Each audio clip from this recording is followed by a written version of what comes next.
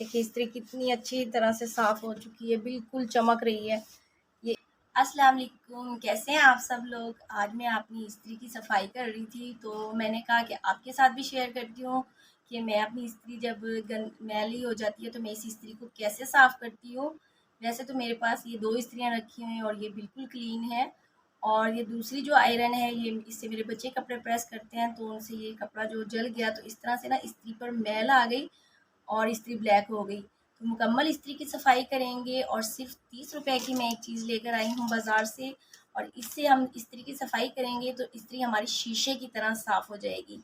तो सबसे पहले इस्त्री का स्विच लगाकर इसको अच्छी तरह से गर्म कर लेंगे। तो देखिए फुल स्पीड पे हमने इसको इस्त्री को रख के फुल गर्म कर लिया है। अब इसका स्विच निकाल देंगे, और ये मैंने जो ली है 30 रुपए की मार्केट से ली है। ये आराम से आपको किसी भी पंसार से मिल जाएगा ये टुकड़ा, और ये 30 रुपए का आता है। इसे समंदर की झाग कहते हैं, समुद्री झाग कहते हैं।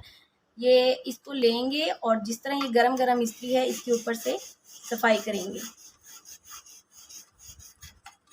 और आपके सामने ही मैं सफाई कर रही हूँ इसकी। 1 मिनट लगेगा इसकी सफाई करेंगे तो जो इस्त्री पर सारी मैल लगी हुई थी वो अच्छी तरह से बिल्कुल साफ़ हो जाएगी।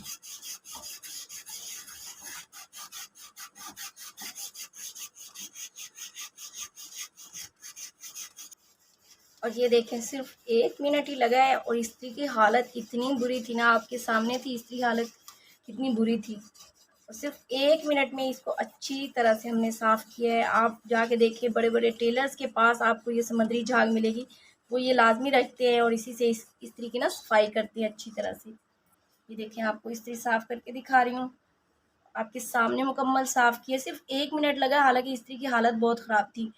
तो ये देखिए कितनी बिल्कुल क्लीन सी अच्छी सी साफ़ हो गई है। कोई आपको ज़रूरत नहीं है डिस्प्रिन की गोलियां लेने की, नमक ज़ाया करने की, इस तरह की चीज़ों की ज़रूरत ही नहीं है। बस ये देखिए ये सारी मैल जो है ना इसके ऊपर सारी चिपक गई है। साफ़ करके इस मैल को आप साफ़ करके इसको कम से कम ये 1 साल आपका चल जाएगा। आप इसको संभाल के रख दें साफ़ करके, और फिर जब ये इस्त्री इस तरह से जल जाए तो निकालें और साफ़ कर लें। ये देखिए इस टुकड़े को जो है इसके ऊपर जो मैल लगी है इसको ये देखें इस तरह से उतारेंगे, चाक की तरह ही होता है।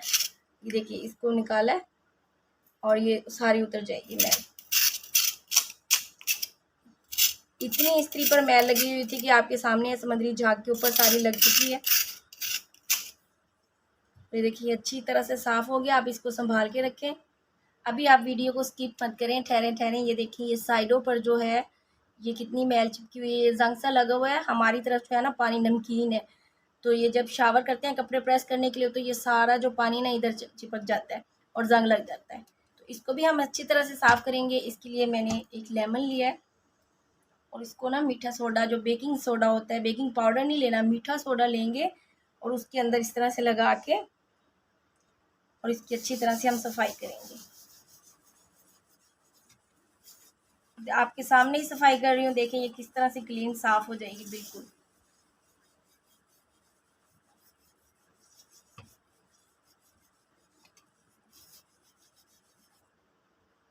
इस तरह से मीठा सोडा लगाएंगे। ये देखिए आपके सामने साफ कर रही हूँ इस्त्री को। बस नींबू लेकर उसके ऊपर मीठा सोडा लगाकर इस तरह से हम रगड़ेंगे। ये देखिए आपके सामने इसको साफ करके दिखाती हूँ। देखिए इस्त्री कितनी अच्छी तरह से साफ हो चुकी है, बिल्कुल चमक रही है। ये इस साइड पे पानी नहीं लगता तो इधर से साफ है, और इस सही साइड पे ना ये पानी लगता है शावर करते हुए। तो देखिए इस्त्री किस तरह साफ हो गई है।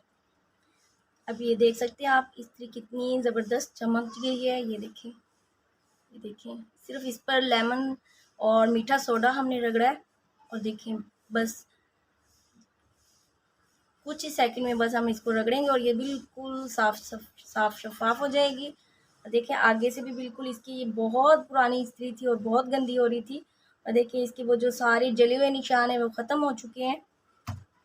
उम्मीद है आपको मेरी इस्त्री साफ़ करने का तरीका अच्छा लगा होगा। अच्छा लगा हो तो प्लीज़ लाइक कर दें और मेरे चैनल को सब्सक्राइब भी कर दें। चलती हूँ, अल्लाह हाफिज़।